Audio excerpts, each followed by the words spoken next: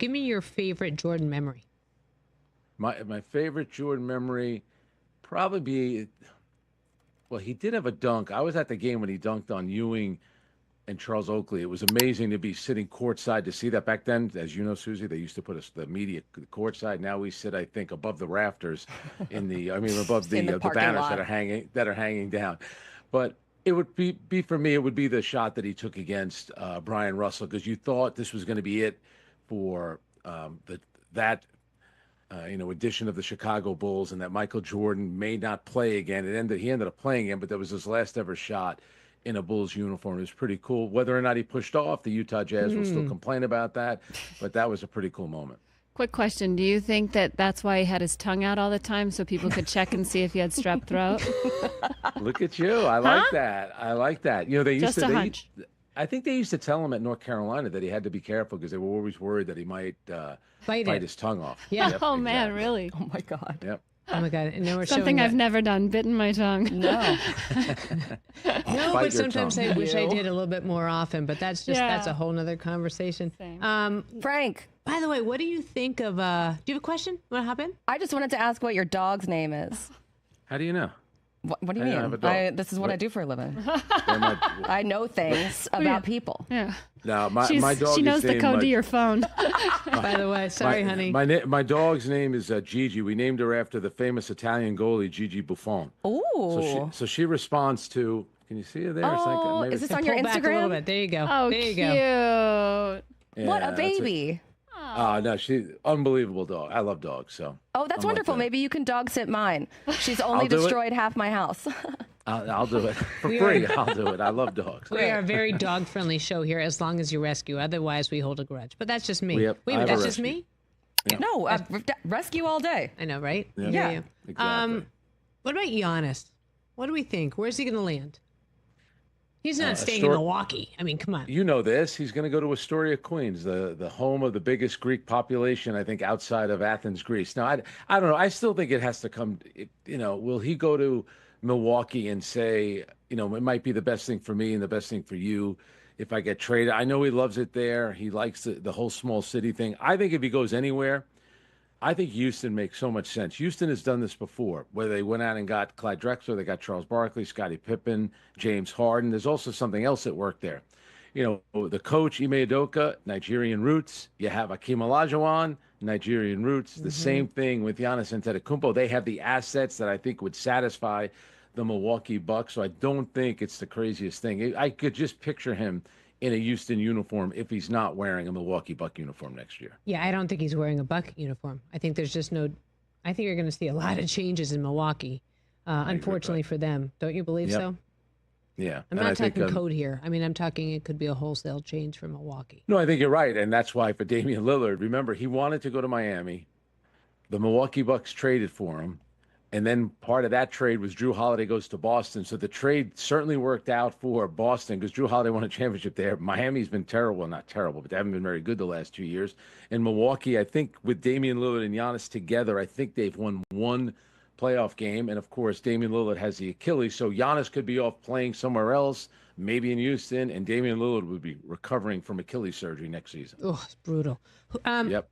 Who's the sneaky surprise team that could put a package together for him? That's a good question. You know what? I wouldn't rule out Brooklyn just because he's been linked there before, and it is New York, so maybe that's the possibility. The Golden State Warriors, I don't know how they would do it. For a lot of these teams, it's going to be difficult. But I think, you look at Golden State and what Steph Curry said yesterday on the exit interviews, the whole idea of Jimmy Butler, Draymond, even Steve Kerr, the head coach, and Steph all have 2 years left on their contracts. Doesn't mean that none of them will be there beyond the next 2 years, but he kind of made it clear that our window is 2 more years. And if they could somehow go out, they have a ton of draft picks. I don't know about Jonathan Kuminga, if that would interest Milwaukee. But I also wouldn't rule out Golden State just because I think they'll try to go all in to get a player like Giannis. Bingo. That's what I was thinking. I wouldn't put it past Steve Kerr to be working on something like that because they're not done there. Every time I read something like Steph Curry's window is closing, I'm like, is it though? I mean, he's got time. Is Yeah, it go really? watch him play. Go watch him play in person, and go watch him warm up and see if Yeah, his time's close to being done. That guy's still a brilliant player. I mean, some fat guy in a bar is like, "Oh yeah, his window's closing." I'm like, "Is it really?" It looked pretty good to me. It's always that fat guy in the Exactly. bar. Frank, Exactly. it's always the fat guy in the bar. It always is. It's always him. always the fat guy. Nigerian roots. The same thing with Giannis Antetokounmpo. They have the assets that I think would satisfy the Milwaukee Bucks. So I don't think it's the craziest thing. I could just picture him in a Houston uniform if he's not wearing a Milwaukee Buck uniform next year. Yeah, I don't think he's wearing a Buck uniform. I think.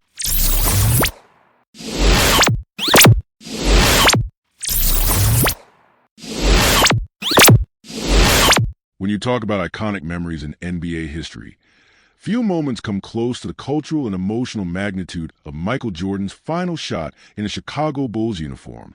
While the catalog of legendary moments tied to Jordan is seemingly endless, his mid-air ballet against the Lakers in the '91 Finals, the flu game against Utah, the free throw line dunk in the slam dunk contest, it is that singular image of him rising over Brian Russell in Game 6 of the 1998 NBA Finals that remains etched into the fabric of basketball mythology. The context was loaded with significance. The end of a dynasty, a looming lockout, and the whispers that this could be the final curtain call for the greatest basketball player of all time.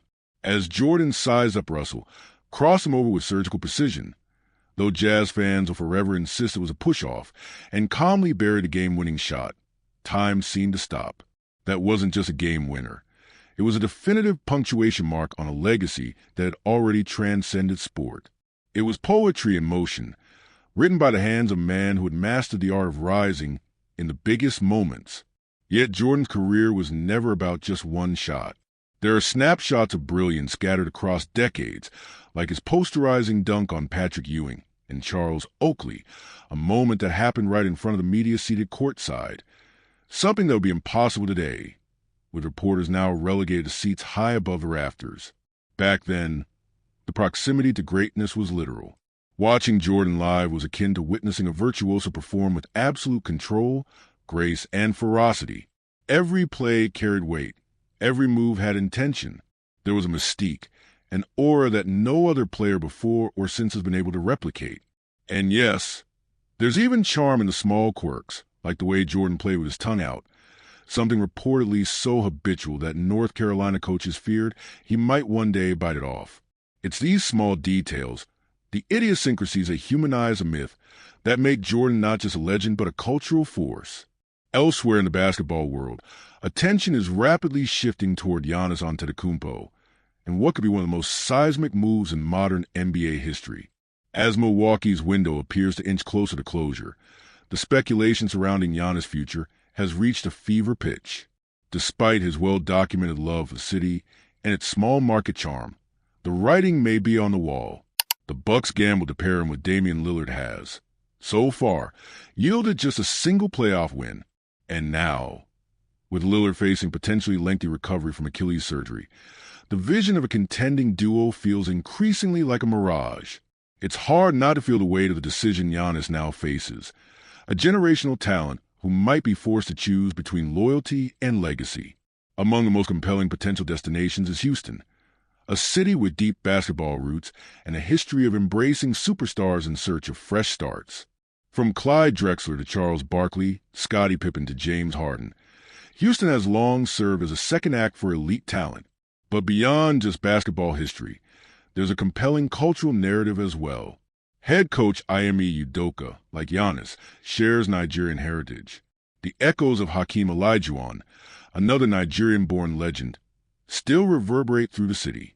Add to that Houston's asset-rich roster and flexibility, and the idea becomes more than just a rumor. It becomes a logical evolution. A team that has been quietly stockpiling talent and draft capital could emerge as a dark horse for the most sought-after player not yet on the market. Brooklyn also lingers as a potential wild card. The ties between Giannis and the franchise have existed in speculation for years, and New York's gravitational pull as the league's media and cultural epicenter is always a factor. But perhaps the most intriguing option of all is Golden State. The idea may sound far-fetched on paper, but the Warriors are nothing if not bold. With Stephen Curry, Draymond Green, and head coach Steve Kerr all approaching the twilight of their contracts, there's an unspoken understanding that the current iteration of the dynasty is nearing its final chapter. Adding Giannis could be the final spark that reignites the fire for one last run. The Warriors still have valuable assets, Jonathan Kuminga chief among them, and a front office that has never shied away from swinging big. What's clear is that we are on the brink of another transformative moment in the NBA's evolution. The legacy of players is often shaped not just by their loyalty, but by their willingness to seek out greatness. Whether that takes Giannis to Houston, Brooklyn, Golden State, or some other surprise suitor, the consequences will ripple across the league.